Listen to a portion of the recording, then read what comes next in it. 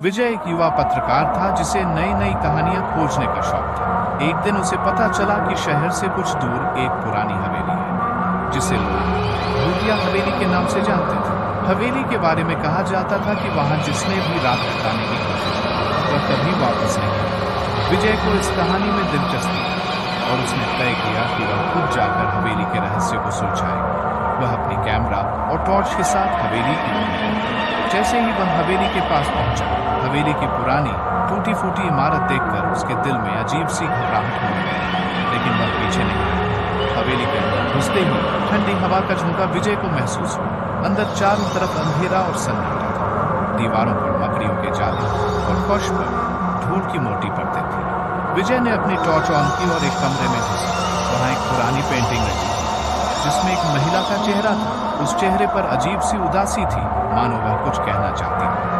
अचानक विजय को किसी के कदमों की आवाज सुनाई दी। वह चौंका और तुरंत पीछे मुड़ा, लेकिन वहां कोई नहीं था। उसे लगा शायद उसका भ्रम है।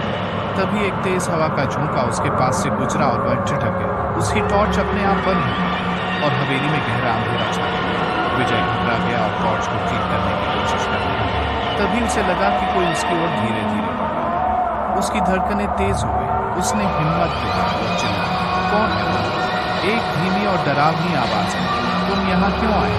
विजय का शरीर जैसे पत्थर का हो गया। उसने देखा कि सामने एक धुंधली परछाई उसकी ओर बढ़ रही है और महिला जो उस पेंटिंग में थी अब उसके सामने खड़ी थी, लेकिन उसका चेहरा विकृत हो चुका। उसकी आंखों में गहरा गुस्सा था। महिला ने कहा, यह हवेली मेरी है, लेकिन मुझे यहाँ कैद कर दिया।